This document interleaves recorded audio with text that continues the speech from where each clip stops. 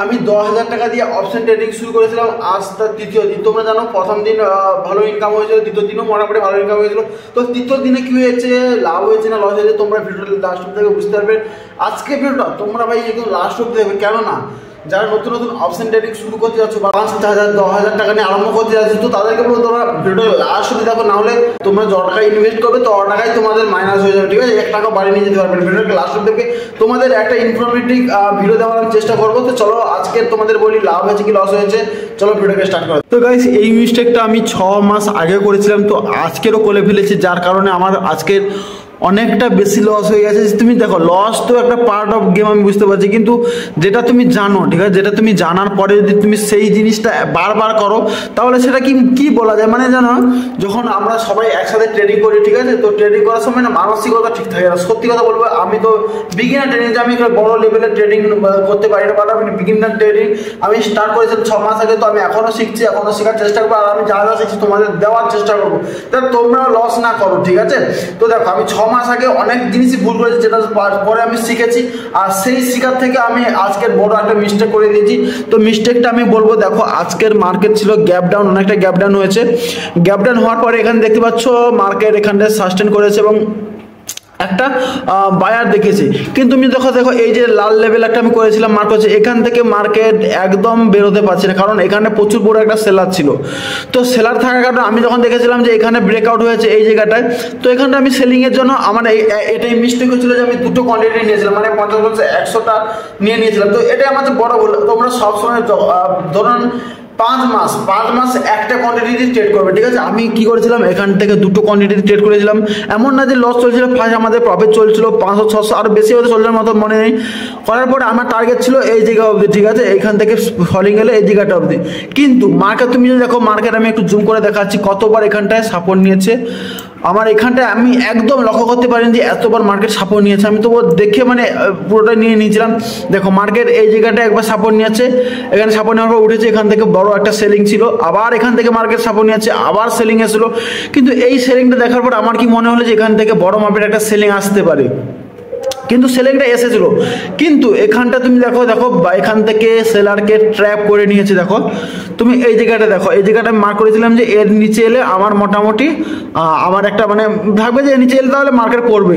তো এর নিচে আসার পরে আমি ভেবেছিলাম আরও একটা কোয়ান্টিটি নিয়েছিলাম, ঠিক আছে, দুটো এখানটায় বাই করেছিলাম। এখান থেকে আমি কনফার্ম পাওয়ার পরে এখান থেকে আরও 3টে টোটাল বাই করেছিলাম, ঠিক আছে, 3টে হলে 150টা হচ্ছে, ঠিক আছে। তো 150টা বাই করার পরে কি হয়েছে, এখান থেকে মার্কেট ঘুরে গেছে। আমার টপ লস ছিল, আমার এখান থেকে লস চলছিল, মানে এই জায়গাটা পর, তো এর উপর টপ লস ছিল।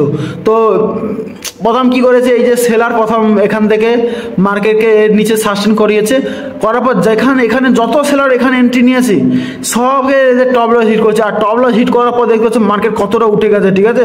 তুমি যদি এখানে পয়েন্ট, আমি তোমার দেখে কত পয়েন্ট মার্কেট এখান থেকে টপ লস হিট করার পর উঠেছে, এই দেখো, আমি দেখো মার্কেট টোটাল 48.50, ঠিক আছে। এখান থেকে পুরো ট্র্যাপ করে নিয়েছে, সেলার যত ছিল ট্র্যাপ করার পরে দেখো মার্কেট অনেকটাই উঠেছে, ঠিক আছে। তোমরা কোনোদিন এই ভুলটা করবে না, মার্কেট থেকে ব্রেকআউট যদি দেখো তোমরা হঠাৎ বাই করবে না, সেলও করবে না, এটা তোমাদের ট্র্যাপ করছে, ঠিক আছে। তো তার জন্য আমি এটা অনেকবার দেখেছি, আমি জানি এটা করবো না, কিন্তু মানে নিজেকে ধরে রাখতে পারিনি। তো এখান থেকে সেলিং করার পর আমার লস হয়ে গেছে। তারপরে মার্কেটে আমি দেখেছিলাম যে এখানটা সেলিং এসেছিলো, যদি আমি এখানে করতাম তো একটা ভালো প্রফিট পেতাম, কিন্তু দেখো না, আজকে অনেক বড় একটা লস হয়ে গেছে। তো তার জন্য আমার মনে একটা সাহস থাকেনি যে এর নিচে আমি সেলিং করতে। তুমি দেখো এর নিচে মার্কেট উঠতেই পারেনি, বায়ার একদম কমজোরি। দেখো বায়ার যদি দেখো সেলিং করে দিয়েছে, বায়ার এর থেকে উপরে উঠতেই পারেনি, মানে এখান থেকে বড় মাপের সেলার আছে, সেলার এদেরকে দেখো আস্তে আস্তে টপ লস হিট করে এখান থেকে যত বায়ার ছিল তাদের সবার টপ লস হিট করে মার্কেট অতটা অবধি হয়েছিল। তুমি যদি এখান থেকে সেল করতে, যদি আমি ভেবেছিলাম যে এখান থেকে সেল করবো, কিন্তু আমার সাহস হয়নি যতটুকু, মানে লস হওয়ার পরে। লসটা কত দেখাবো লাস্টেই, দেখো 131 পয়েন্ট টোটাল আপনাদের পয়েন্ট হতো, ঠিক আছে। তো এখান থেকে আমার টোটাল মানে সাহস হয়নি। তারপরে দেখো মার্কেট পরপর বাইংয়ে চলে এসছে। আর এই যে যতটা দেখতে পাচ্ছেন না, মার্কেট প্রত্যেক দিন গ্যাপ ডাউন হচ্ছে, ঠিক আছে। এর কারণ তোমরা সবাই জানো যে যুদ্ধ আরম্ভ হয়ে গেছিলো, কিন্তু এখন অবধি হালকা স্টপ হয়ে গেছে, তো তার জন্য মার্কেট পড়ছে। আর আমাদের সামনে ইলেকশন আছে, তোমরা সবাই জানো যে ইলেকশন কারণে মার্কেট উঠবেই না, ঠিক আছে। যদি ইলেকশনে আমরা সবাই জানেন যদি মোদি হেরে যায়, যদি আমি বলছি তো হারার চান্স ধরেন 10%, যদি হেরে যায় তাহলে আমাদের মার্কেট পুরোপুরি ক্র্যাশ করে যাবে বলতে গেলে, ঠিক আছে, প্রায় 200 পয়েন্ট গ্যাপ ডাউন হবে, ঠিক আছে।